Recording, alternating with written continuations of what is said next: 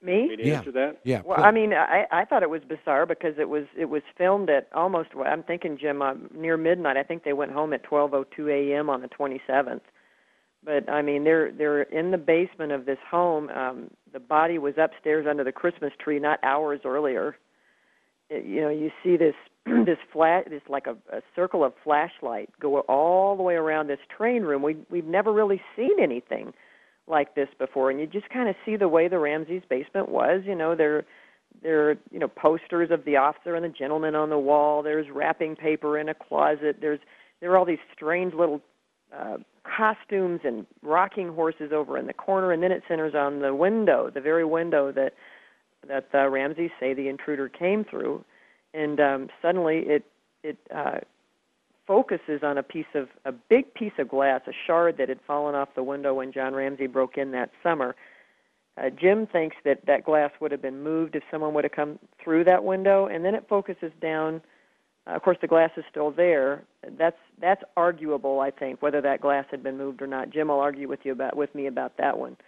But there is a cobweb, like a little triangle of cobweb over in the corner of the window that's intact. And there was a lot of argument about cobwebs because there were strings of cobwebs in the grate and lining across into the window well. But this is a different piece of cobweb. This is not the one that everybody argued about. This is an actual picture of a triangle of cobweb that's intact there. Now, there were lots of arguments because some spiders can spin a web within hours.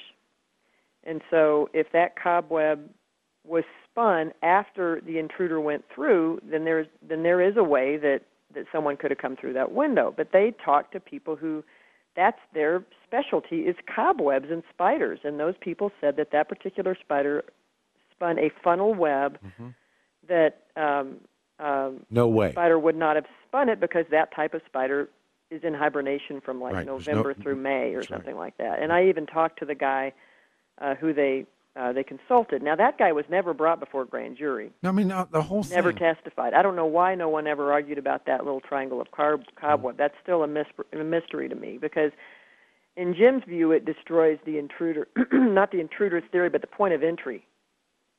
It destroys the point of entry that the Ramses attorneys said the intruder came through. Yeah. When it came to that grand jury, and it got down to that, and actually, I think that grand jury was forced almost by Bill Owens. Do you agree?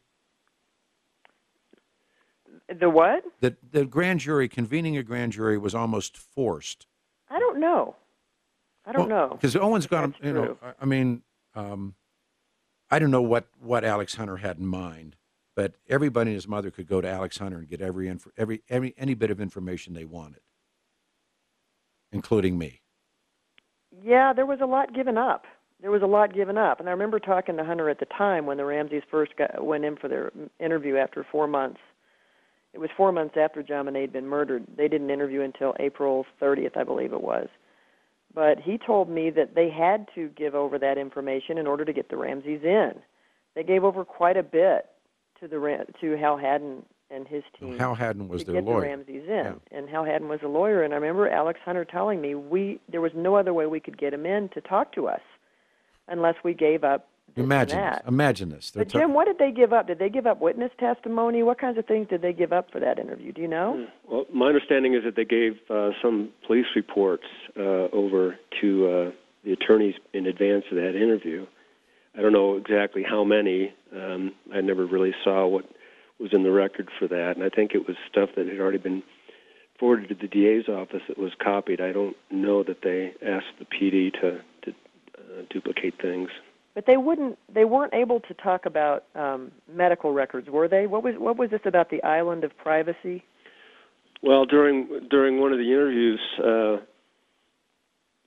it came up that the DA's office had conceded to not pursuing some type of records, and the defense attorney referred to it as an island of privacy that the family was entitled to. Imagine this. And I thought that those were key to understanding kind of the dynamics of what happened there. Hey, Jim, do you remember the murder case of Erin A. Thompson, the little African-American girl that was murdered or they never found her body? I actually referenced that in my epilogue. Do you? Mm-hmm. That's how it's done.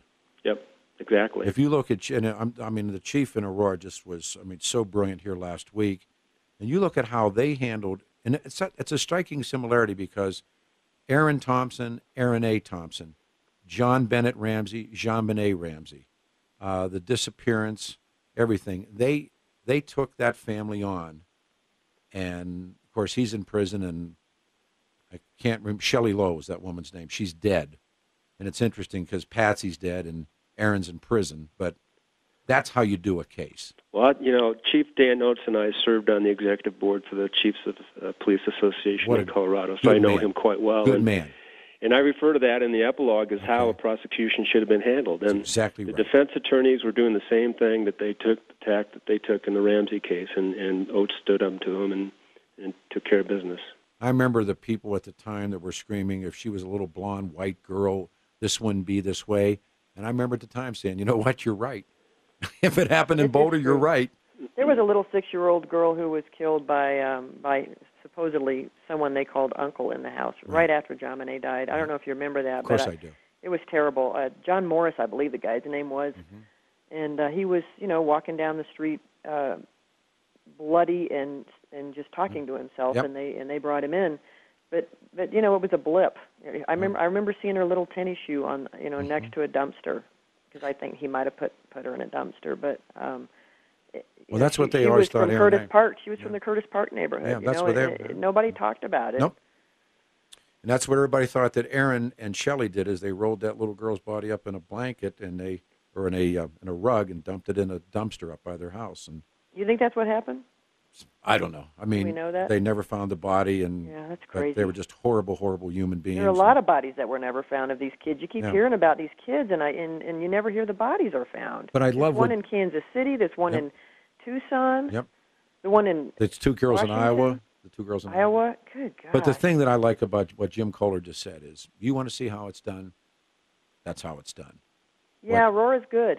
They really are, and they're doing a good job now, I think. But the Ramseys... I have to say one other thing, Peter, before you went to break. There were a number of errors that I think a lot of people admit to having taken place that morning at the crime scene. But I have to tell you, I was so impressed with the job that Boulder PD did after they got that scene secured afterwards.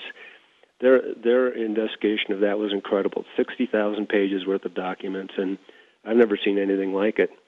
But here's what I say. If they'd have handled the Ramseys as they handled the Thompsons, or as they handled O.J., and the minute the cops get there, they say it's a crime scene. You get the Ramsey family the hell out of the house because there's clues in there of the evil foreign faction. But they didn't do that. They treated, and that's one of the things about Perfect Murder, Perfect Town. These people were wealthy, they were white, they were pillars, and they were assumed innocent, and they got their rear ends kissed by every cop that came in there, including Linda Arndt, who later says, I looked in John Ramsey's eyes, I thought he was going to kill me. And they just allowed that place, they must have had a phone tree. There were so many people in that house. Let everybody search the house. That's not what you do with a crime scene. Exactly. Yeah, that's correct. and they because they were kissing the Ramsey's rear end and pretending that these people couldn't have not. And when it came to the Thompsons, all things aside, they treated the Thompsons like not like victims, but they just treated the whole house like a crime scene.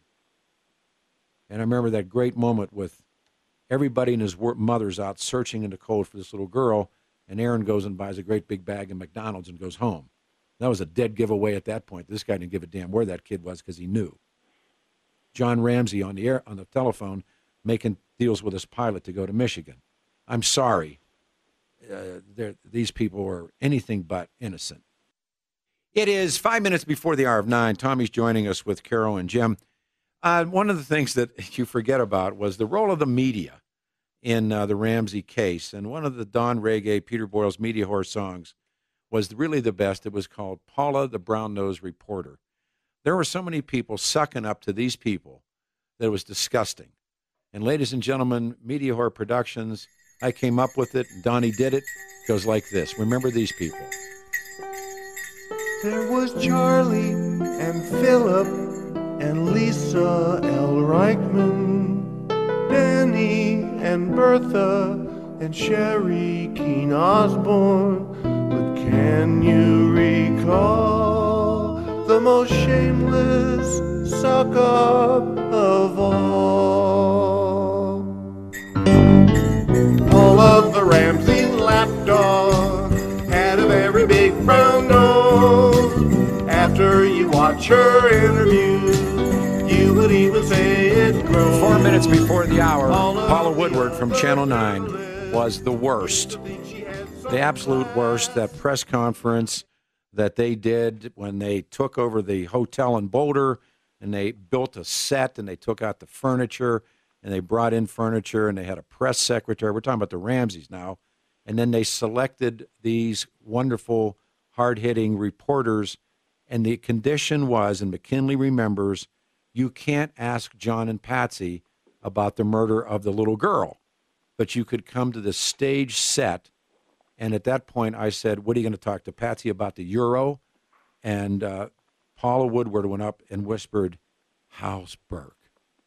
It was the great suck-up, media lay-down moment that I've seen many match it. I haven't seen any top it.